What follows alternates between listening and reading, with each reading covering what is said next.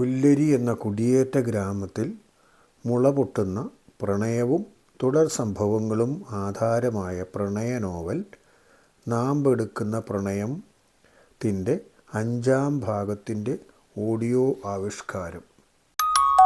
രചനയും അവതരണവും ഇമ്മാനുവൽ.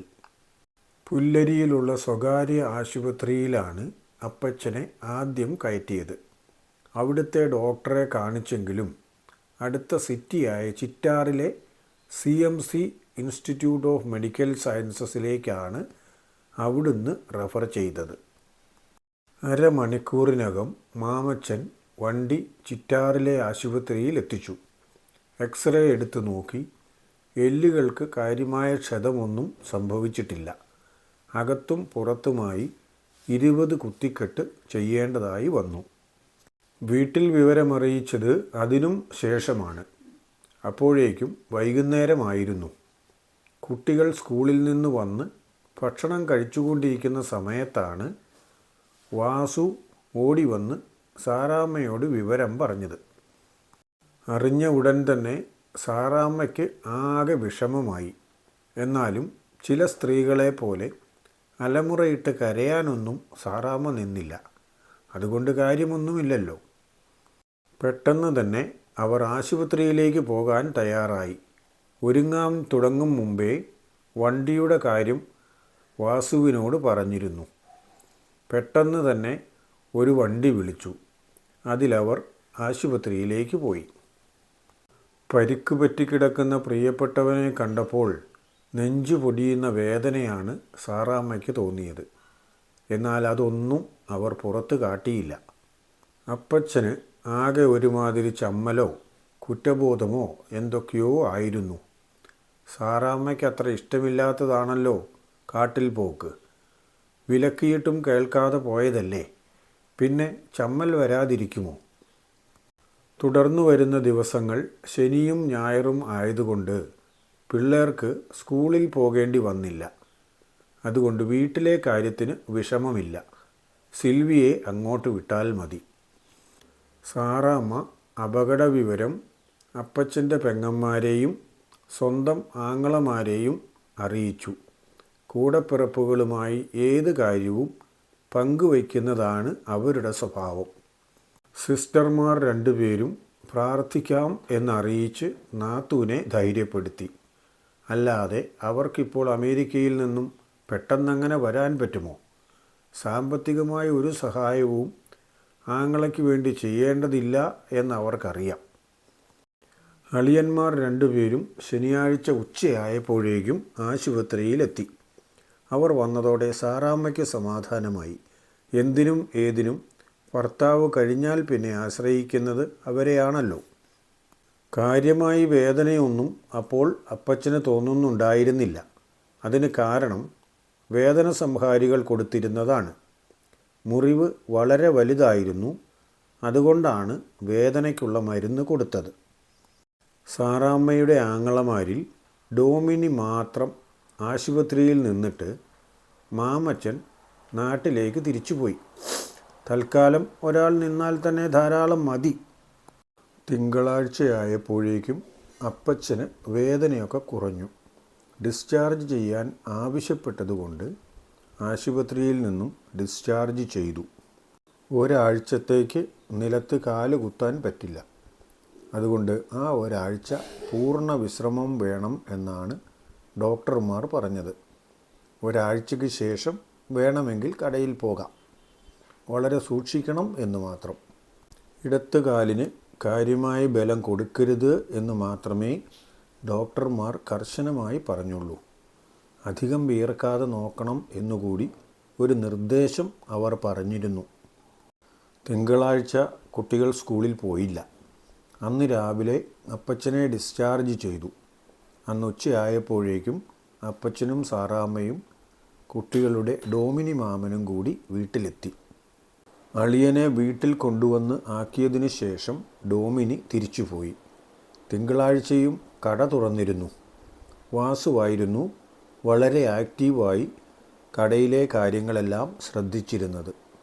ഒരാഴ്ച കഴിഞ്ഞു വന്ന തിങ്കളാഴ്ച മുതൽ അപ്പച്ചൻ മെല്ലെ കടയിൽ പോയി തുടങ്ങി. അവിടെ ഇരിക്കുകയും കണക്ക് കൂട്ടി തുക കൊടുക്കുകയും മാത്രമേ അപ്പച്ചന് അന്നൊക്കെ ചെയ്യാൻ കഴിയുമായിരുന്നുള്ളൂ. ആളുകൾ കൊണ്ടുവരുന്ന സാധനങ്ങളുടെ ഉണക്കും ഗുണവുമൊക്കെ നോക്കുന്നതും അവ തൂക്കിമറിച്ച് കൂട്ടിയിടുന്നതും വാസുവായിരുന്നു. വാസുവിനെ കടയിലെ സഹായത്തിനായി സ്ഥിരമായി നിർത്തുകയായിരുന്നു. അന്ന് വൈകിട്ട് ജിമ്മി കടയിൽ വന്നിരുന്നു. ഞാൻ വിവരമറിഞ്ഞത് ശനിയാഴ്ച രാവിലെയാണ് അപ്പച്ചൻ ചേട്ടാ. അല്ലായിരുന്നെങ്കിൽ അന്ന് തന്നെ ആശുപത്രിയിൽ വന്നേനെ. പിന്നെ ഒരാഴ്ച ഞാൻ ലീവുമായിരുന്നു. അതൊന്നും സാരമില്ലെന്നേ.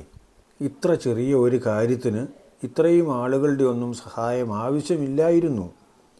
അതിനായി ജിമ്മി വീട്ടിൽ പോക്ക് മുടക്കാനോ അമ്മയെ കാണാതിരിക്കേണ്ടതോ ആയ ആവശ്യം ഇല്ല. ഏതായാലും ഈ പ്രാവശ്യം അമ്മയെ ഇങ്ങ് കൂട്ടിക്കൊണ്ടു പോന്നു. അതുകൊണ്ട് ഇനി ആഴ്ചയ്ക്ക് നാട്ടിലേക്കുള്ള പോക്ക് വേണ്ട. കുറച്ച് നാളത്തേക്ക് സ്ഥിരമായി ഇവിടെ തന്നെ നിൽക്കാം. സിൽവിയുടെ ട്യൂഷൻ്റെ കാര്യം പറഞ്ഞത് ഞാൻ മറന്നില്ല കേട്ടോ ജിമ്മി സാറേ. അതെന്നാൽ ഇന്ന് വൈകുന്നേരം മുതൽ തന്നെ അങ്ങ് തുടങ്ങാം. അമ്മ ഉള്ളതുകൊണ്ട് അവിടെ വെച്ച് തന്നെ വേണമെങ്കിലും എടുക്കാം. വൈകുന്നേരം സിൽവിയും ബേബിയും കൂടി 5:30 അങ്ങോട്ട് വരട്ടെ. 6:15 തിരിച്ചു പോരാം. അപ്പോഴേക്കും സന്ധ്യ ആവുകയില്ല. സന്ധ്യ ആയാലും സാരമില്ലല്ലോ. എന്തു പറയുന്നു ചേട്ടാ? അത് നല്ല ആശയമാണ്. ഏതായാലും എനിക്കിപ്പോൾ വരാൻ പറ്റില്ലല്ലോ. അതുകൊണ്ട് വീട്ടിൽ വെച്ച് തന്നെ ആയിരിക്കും നല്ലത്. അപ്പോൾ സാറിന് സൗകര്യമായി ക്ലാസ് എടുക്കുകയും ചെയ്യാം. അങ്ങനെയാണെങ്കിൽ വൈകുന്നേരം ഞാൻ അവരെ രണ്ടിനെയും പറഞ്ഞു വിട്ടേക്കാം. അന്ന് വൈകുന്നേരം മുതൽ സിൽവിയും ബേബിയും കൂടി ജിമ്മി സാറിൻ്റെ ക്വാർട്ടേഴ്സിൽ ട്യൂഷന് പോയി തുടങ്ങി. സാറിൻ്റെ അമ്മ അന്നമ്മ ചേട്ടത്തിയും വീട്ടിലുണ്ടായിരുന്നു. ഡിമാൻഡ് തിയറി ആരംഭം മുതൽ തന്നെ ജിമ്മി സാർ കൃത്യമായി സംശയം തീർത്ത് പറഞ്ഞു കൊടുത്തു തുടങ്ങി. അറിയാത്ത ആളിനെ പറഞ്ഞ് പഠിപ്പിക്കണമെങ്കിൽ അതിനൊരു പ്രത്യേക കഴിവ് തന്നെ വേണം. സങ്കല്പങ്ങളും അതിനനുസരിച്ചുള്ള നിഗമനങ്ങളും എല്ലാം വ്യക്തമായി പറഞ്ഞു തുടങ്ങിയപ്പോൾ സിൽവിക്ക് അതിനെക്കുറിച്ചൊരു ആശയം മനസ്സിലായി തുടങ്ങി. എന്താണ് ആവശ്യങ്ങളെന്നും ഡിമാൻഡ് എന്നാൽ എന്താണെന്നും അതിനെ തീരുമാനിക്കുന്ന ഘടകങ്ങൾ ഏതൊക്കെയാണെന്നും വ്യക്തമാക്കി സംശയങ്ങൾ തീർത്ത് പറഞ്ഞുപോയി. അതിൽ തന്നെ വിലയുടെ പ്രാധാന്യം എന്താണെന്നും വരുമാനത്തിൻ്റെ പ്രാധാന്യം എന്താണെന്നും എല്ലാം വ്യക്തമായി തന്നെ സാറ് പറഞ്ഞുകൊടുത്തു. അങ്ങനെ ആദ്യമായി ഡിമാൻഡ് തിയറിയുടെ ആദ്യ ഭാഗം സിൽവിക്ക് നന്നായി മനസ്സിലായി. സംശയങ്ങൾ എന്തെങ്കിലും ചോദിക്കണമെങ്കിൽ ചോദിക്കാൻ സാറ് പറഞ്ഞിട്ട് കാര്യമായ ഒരു സംശയവും അന്ന് ചോദിക്കാനുണ്ടായിരുന്നില്ല. 6 മണി കഴിഞ്ഞപ്പോൾ അന്നത്തെ ക്ലാസ് മതിയാക്കി ബേബിയെയും കൂട്ടി അവൾ വീട്ടിലേക്ക് പോയി. തുടർന്നുള്ള കുറേ ദിവസങ്ങളിൽ തുടർച്ചയായി വൈകുന്നേരം ജിമ്മി സാർ സിൽവിക്ക് സംശയങ്ങൾ പറഞ്ഞു കൊടുത്തു. 2 ആഴ്ച കൊണ്ട് ഡിമാൻഡ് തിയറി വ്യക്തമായി അവൾക്ക് മനസ്സിലായി. താനൊരു മണ്ടിയല്ലെന്നും തനിക്കും പഠിക്കാൻ കഴിയും എന്നും അന്നു മുതൽ അവൾക്ക് മനസ്സിലായി. കാര്യങ്ങൾ മനസ്സിലായി തുടങ്ങിയപ്പോൾ മുതൽ പഠനത്തിൽ സിൽവി കാര്യമായി താൽപ്പര്യമെടുത്തു. താൽപ്പര്യം വന്നു തുടങ്ങിയതോടെ സാമ്പത്തിക ശാസ്ത്രമെന്ന വിഷയം അവൾക്ക് ഇഷ്ടമായി തുടങ്ങി. അർച്ചന മിസ്സിനോടുള്ള അവളുടെ മനോഭാവം മാറിത്തുടങ്ങിയത് ജാസ്മിൻ ശ്രദ്ധിച്ചിരുന്നു. എന്തു പറ്റി ഇവൾക്ക്? എപ്പോഴും കുറ്റം പറഞ്ഞുകൊണ്ടിരുന്ന ഇവൾ ഇപ്പോൾ മിസ്സിനെപ്പറ്റി നന്നായി പറയുന്നു. മിസ്സ് പഠിപ്പിക്കുന്നത് ഏകദേശമൊക്കെ മനസ്സിലാകുന്നത് പോലെയാണല്ലോ ഇപ്പോൾ ഇവൾക്ക്. എന്താണ് കാരണമെന്ന് ജാസ്മിൻ സിൽവിയോട് ചോദിച്ചു. അവൾ വിവരം പറഞ്ഞു. ജിമ്മി സാർ ക്ലാസ് എടുക്കുന്നതും കാര്യങ്ങൾ മനസ്സിലായതും പഠിക്കാൻ താൽപ്പര്യമുണ്ടായതുമെല്ലാം പ്രിയ കൂട്ടുകാരിയോട് പറഞ്ഞു. എങ്ങനെയുണ്ടടി നിൻ്റെ ജിമ്മി സാർ? കാണാൻ സുന്ദരനാണോ? ഞാൻ അങ്ങനെയൊന്നും നോക്കിയില്ല. എന്നെ പഠിപ്പിക്കുന്നതല്ലേ. ഒന്ന് പോ പെണ്ണേ, നിന്നെ എനിക്ക് നേരത്തെ അറിയാവുന്നതല്ലേ. ഏതായാലും അയാൾ സുന്ദരനാണെന്നുള്ളത് എനിക്ക് വ്യക്തമായി. ഞാൻ പറഞ്ഞത് ശരിയല്ലേ? സുന്ദരനാണെന്നേ, അതിനൊരു സംശയവുമില്ല. പിന്നെ നല്ല സംസാരവുമാണ്. എല്ലാം ഒന്ന് ശരിക്ക് പറഞ്ഞ് താടി പെണ്ണേ, ഞാനും കൂടെ കേൾക്കട്ടെ. ആളെങ്ങനെയുണ്ട്? താടിക്കാരനാണോ? താടിക്കാരനല്ല. നീ വാ, നമുക്ക് ചായ കുടിക്കാം. സിൽവി വിഷയം മാറ്റുന്നതാണെന്ന് ജാസ്മിന് മനസ്സിലായി. സിൽവിയുടെ മനസ്സിൽ ഒപ്പിയെടുത്തതുപോലെ ജിമ്മി സാറിൻ്റെ രൂപം ഉണ്ടെങ്കിലും ജാസ്മിനോട് പോലും സാറിനെപ്പറ്റി പറയാൻ അവൾ ഇഷ്ടപ്പെട്ടില്ല. കാരണം സാറ് തൻ്റേത് മാത്രമാണെന്നൊരു തോന്നൽ അവളിൽ രൂഢമൂലമായി തുടങ്ങിയിരുന്നു.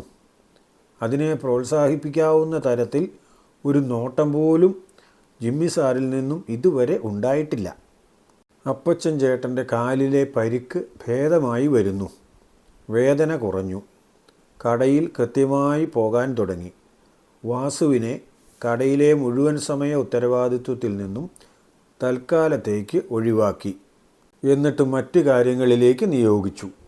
കൃഷിസ്ഥലത്ത് പണികളും മറ്റും നോക്കുവാനായി പല ദിവസങ്ങളിലും വാസു പോയി. ആ ദിവസങ്ങളിലൊക്കെ അപ്പച്ചൻ ചേട്ടൻ തനിയെയാണ് കടയിലെ കാര്യങ്ങൾ കൈകാര്യം ചെയ്തത്.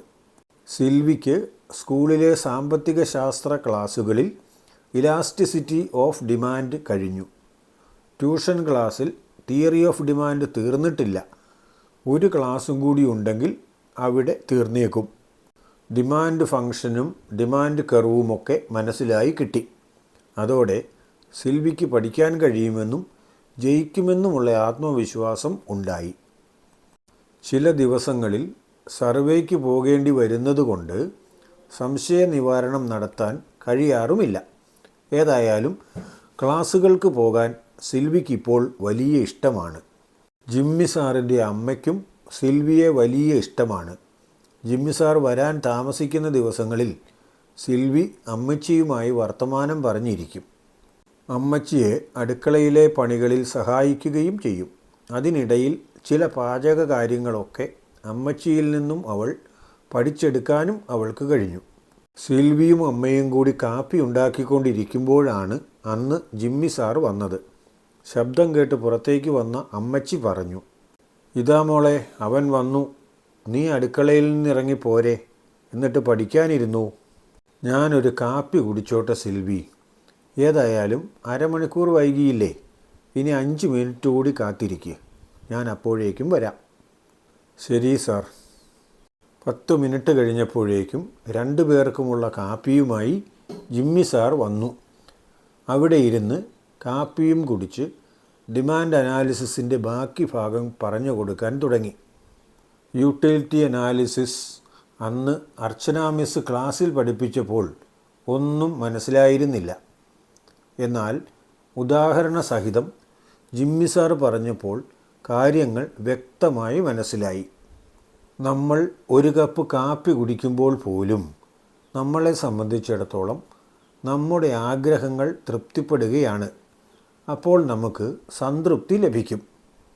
അപ്പോൾ ലഭിക്കുന്ന സംതൃപ്തി അളക്കാൻ കഴിയുമെങ്കിൽ അതാണ് യൂട്ടിലിറ്റി എന്ന് പറയുന്നത്. പല സാഹചര്യങ്ങളിലും ഇത് വ്യത്യസ്തമായിരിക്കും. സന്തോഷപൂർവം നമുക്ക് തന്നാൽ യൂട്ടിലിറ്റി കൂടുതലായിരിക്കും. വെറുപ്പോടുകൂടി തരുമ്പോൾ യൂട്ടിലിറ്റി കുറവായിരിക്കും. കൂടുതൽ വില കൊടുക്കേണ്ടി വരുമ്പോൾ യൂട്ടിലിറ്റി കുറവായിരിക്കും. കുറഞ്ഞ വിലയിൽ കിട്ടുമ്പോൾ യൂട്ടിലിറ്റി കൂടുകയും ചെയ്യും. അങ്ങനെ വ്യത്യസ്തമായ ഉദാഹരണങ്ങൾ നിരത്തി വളരെ വ്യക്തമായി പറഞ്ഞു കൊടുത്തപ്പോൾ സിൽവിയുടെ മുഖം പ്രസന്നമായി. കാര്യം മനസ്സിലാവുകയും ചെയ്തു. അന്ന് ജിമ്മി സാർ കൊണ്ടുവന്ന കാപ്പി കുടിച്ചുകൊണ്ടിരുന്നപ്പോൾ ആദ്യമായി സാറിനെ ഒന്ന് നന്നായി ശ്രദ്ധിച്ചു. അതും ഒരു പ്രത്യേക രീതിയിൽ, ഒരു പ്രത്യേക താല്പര്യത്തോടെ. സാറിൻ്റെ സംസാരം കേൾക്കുമ്പോഴും തൻ്റെ മനസ്സിൽ യൂട്ടിലിറ്റി ആണല്ലോ. ഒരു മനസ്സിൽ പ്രണയം നാമ്പെടുത്ത് തുടങ്ങി. അടുത്ത മനസ്സിൽ കൂടി നാമ്പെടുത്താലല്ലേ അത് വളരുകയുള്ളൂ. അങ്ങനെ സംഭവിക്കുമോ? അടുത്ത ഭാഗങ്ങളിൽ നമുക്കറിയാം കേട്ടോ. എനിക്കറിയാവുന്നതുപോലെയൊക്കെ ചെയ്യുന്നതാണ് കേട്ടോ. കുറവുകളൊക്കെ കാണുമെന്നെനിക്കറിയാം. ക്ഷമിക്കുമെന്ന് കരുതുന്നു. കുറവുകൾ ശ്രദ്ധയിൽപ്പെട്ടെങ്കിൽ അത് കമൻറ്റിൽ ഒന്ന് കുറിച്ചേക്കണേ. നിർദ്ദേശങ്ങളും അങ്ങനെ ചെയ്യുന്നതാകാം. ലൈക്കും ഷെയറുമൊക്കെ ചെയ്യുന്നത് നിങ്ങളുടെ ഇഷ്ടം പോലെ. മറ്റന്നാൾ അടുത്ത ഭാഗവുമായി വരുന്നതുവരെ എല്ലാവർക്കും നന്മ നേരുന്നു. എല്ലാവർക്കും വേണ്ടി പ്രാർത്ഥിക്കുന്നു.